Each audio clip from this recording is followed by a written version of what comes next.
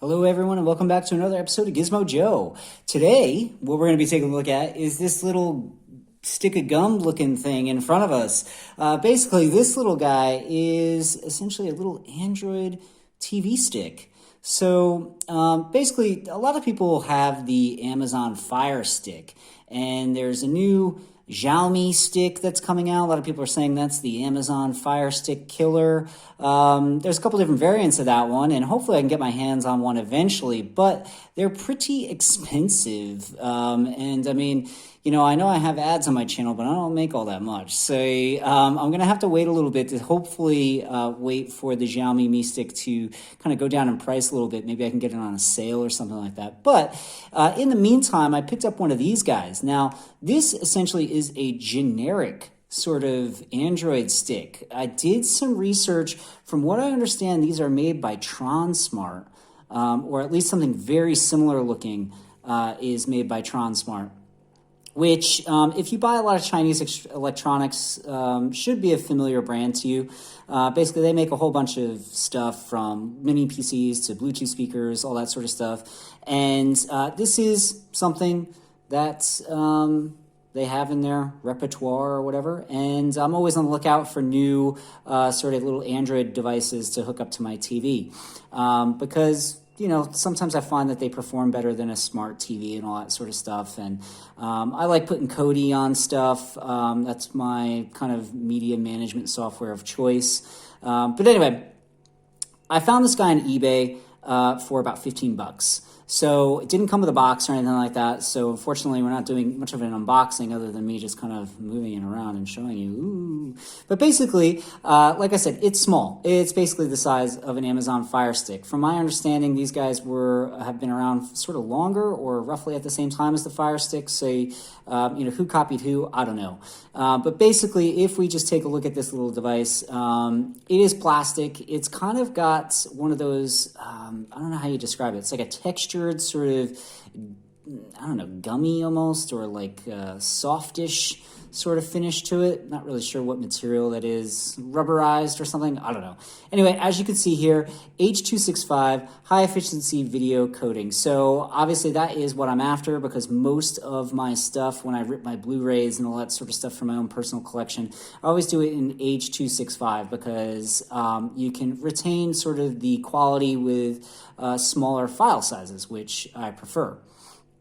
Just for storage purposes. But anyway, so always got to have that H.265 compatibility with your Android TV devices as far as I'm concerned. Now, if we flick it over to the other side, you notice it just says Mini TV for Android quad-core MK808B+. So that's all I had to go off of. So that MK808B+ led me to Tronsmart's website. They had a device that sort of looked like this. So I said, this must be a Tronsmart device. There is a serial number here, but I wasn't able to figure out much about it based on that. Now, if we take a look at the device itself, you'll notice over on this end here, it's got a mini HDMI. And that's obviously going to connect to your TV. And over here, you have a mini USB, which actually is an OTG, which is really strange because I've never seen an OTG that hasn't been micro USB. Instead, this is a mini USB. I don't even have one of these cables, so I can't even test that out. If we flick it over onto the side here, you have another mini USB, but that's going to be used for power. And you have just a standard USB. So that's obviously to plug in, a mouse or a keyboard or something in order to control this guy. But that's pretty much it. It's a tiny little package. It has these vents, I'm assuming, for cooling. And yeah, it's tiny, it's portable, which is what I was really into. I wanted to have something that I could sort of bring with me, watch some YouTube at an Airbnb or whatever, just on the TV. Now, like I said, this guy's got a couple different ports. So this one's your OTG, whereas this one's your power. So if we plug this guy in like so, you'll notice that then converts it to a standard USB. Now, you essentially can supply a USB sort of power brick like this guy here and just plug him into the wall. But what I'm going to try to do is, because my television has USB ports on the back, which actually supply power, I'm going to try to hook this guy up straight to my TV without this power brick, because, I mean, those of you who aren't in Australia, this is just a side tangent thing, but I can't stand Australian plugs. I don't know if you can see that. It's ridiculous. If you have like a power strip or something, it's impossible to plug two of these guys next to each other because these bits are just so freaking wide. I don't understand why they make them this way. It's bizarre. I mean, I know the British ones are worse, but I mean, I don't live there, so I don't have to deal with it. But these guys drive me crazy. Anyway, I'm going to try to avoid plugging this guy into the wall. So hopefully my TV will supply enough power to this little box that I'll be able to use it. Now, like I said, you have a mini HDMI on the front here. So that means you're going to need, obviously that's a standard USB. That's a standard HDMI. What we're going to need is a mini HDMI. So you're going to need one of these guys. And you can see the size difference here. So that's your standard, that's your mini. So you're going to need either an adapter or you're going to need a cable like mine that has one side mini, one side standard. Obviously, this bit goes into your TV. This bit goes into the device itself, like so. And you just plug that guy in.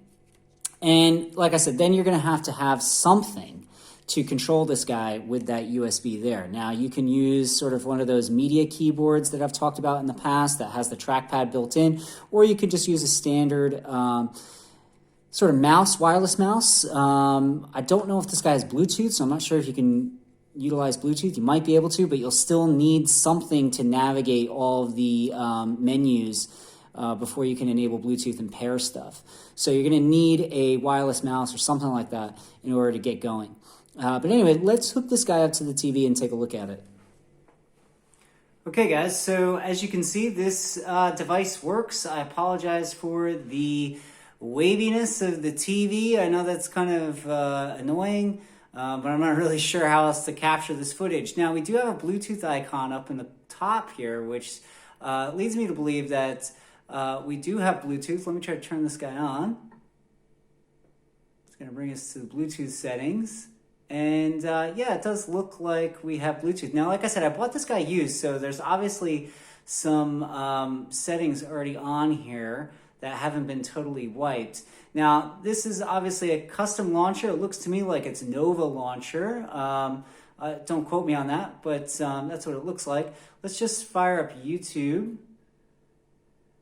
I'm not sure when the last time this guy was used, so there might be some issues with sort of updating all the apps, which I'm not sure why, because I've connected, obviously, this device to my Wi-Fi, which is Troy and Abed in the modem. So those of you who notice my coffee mug, you'll notice that my Wi-Fi network is also a throwback to one of my favorite TV shows of all time.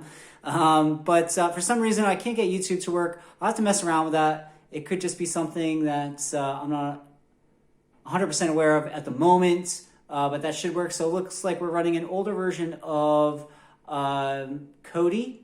So it looks like 16.1 Jarvis. And it looks like it's picking up my server, which has all of my stuff on there just fine. I might want to try to update this, obviously, to a newer version because the newer versions of Kodi are set up a little bit different, and I prefer the way that they look, so I'll probably want to do that. But that looks to be working. And let's see. So a little slow. I would say this is probably a guy that has 1 gigabyte of RAM. So it's not the smoothest experience in the world. But, you know, it works. And if you're looking for something on a budget or something really portable that kind of resembles that Fire Stick, definitely try to take a look at one of these. Like I said, it's the MK808B. And it's capable of doing H.265. And yeah, it looks like we have Nova, got Netflix, got all that stuff. So all this stuff should work. I'd probably just have to tinker with it to get it up and running. Obviously, we're running an older version of Android. But, you know, for just streaming video and stuff like that, it shouldn't matter too much. And like I said, for 15, 20 bucks, it's a pretty good deal compared to, you know, a Fire Stick, which can run you 50, 60 bucks here in Australia minimum. So anyway, that's going to do it, guys. Thanks for watching. If you like this video, hit the like button. Don't forget to subscribe if you don't already. And I'll be back next week with another video. Thanks so much for watching. This is Gizmo Joe, signing off.